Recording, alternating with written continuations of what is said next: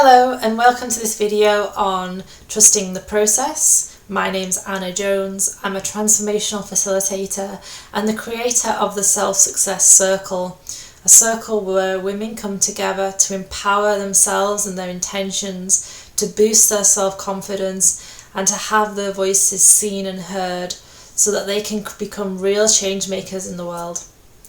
And so today's topic is on trusting the process and learning to let go of your expectations.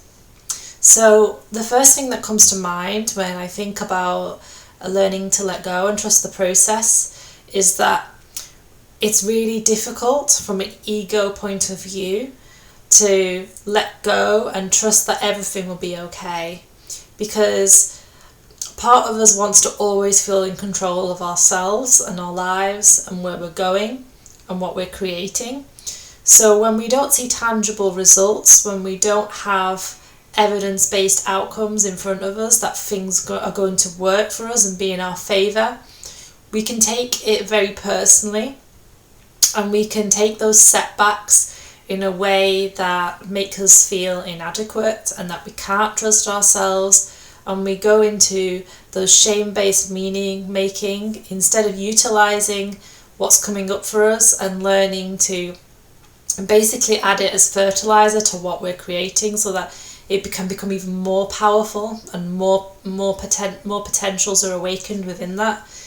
And it's something that we need to practice in a field with other people, because if we're not in a field within ourselves of feeling good and feeling empowered and that we are tapping into an infinite source of energy and creativity and possibility, then we're going into the negative meaning making of what that means for us and how we're not where we want to be and we're far behind everyone else and other people are ahead of us, and therefore we start to lose our value in ourselves and our trust and faith in the process.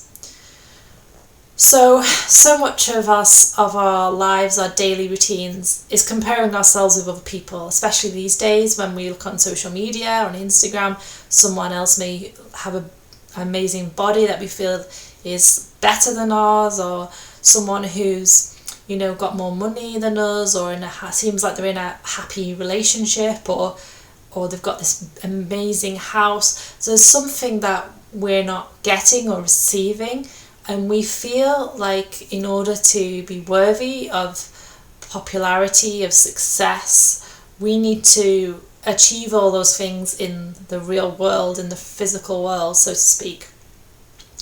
But the truth is that all of those things are transitory, and once we achieve those things, we still won't feel fulfilled if we don't fulfill ourselves first.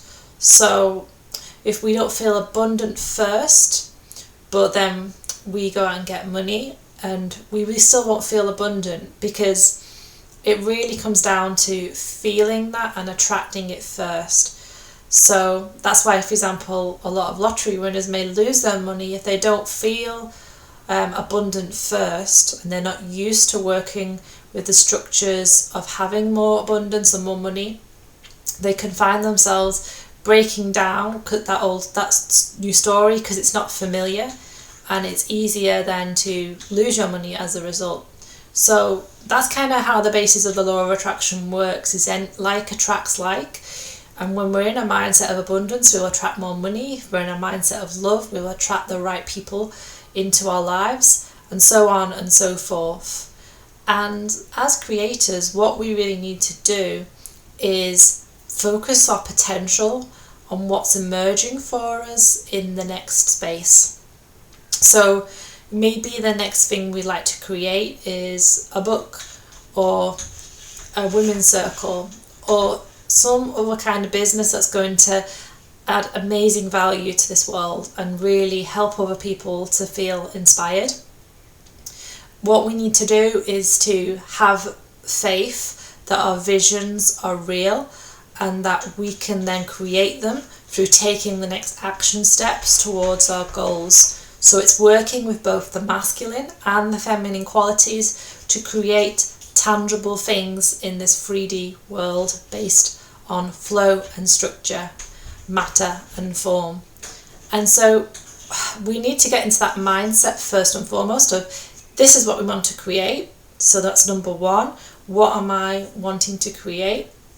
And giving that as much energy and power should feel as natural as possible. So for me, it might be writing a book because I really enjoy writing. So that's my next step, is to write 100 to 200 words every day on a topic of my choice and start to generate book content over time, and holding that vision that this message will change people's lives. It will help to elevate women, to boost their self-confidence, to give them more clarity and meaning on the structures they need going forward.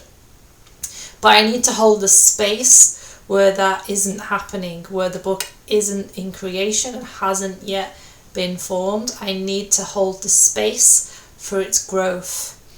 And it's much like planting a seed in the ground and watering it daily. You need to trust that time and intention will begin to create new flowers, new seeds, new sprouts, new ways of living and being in the world through taking those next action steps and holding that intention. So that's the second point, holding intention and space for things to grow, surrendering to the process. Much like a baby is developed in the womb over 9 months, it doesn't happen in a day. We need to constantly be growing and giving it energy and nutrition for something to grow, for a baby to grow within the womb, for example. And then the third and final step is to hold positive intention and give feedback with people who are in a like-minded field of support for you. So you want to find the people who are going to elevate your intentions, who are going to give you positive feedback and help to nurture your talents and abilities by helping you to see what you're doing well and what you can improve upon.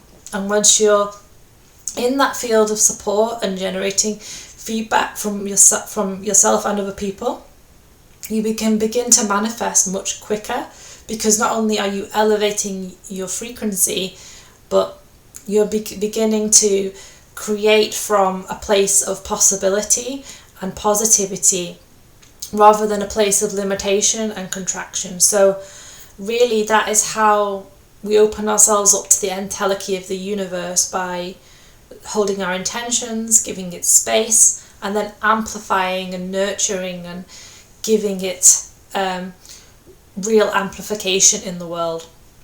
And this is how manifestations grow. This is how we can begin to create wonderful lives for ourselves, is by trusting the process. And really, it's a simple 3-step system that anyone can follow, but it's more about allowing, more than anything else, your intentions to come about.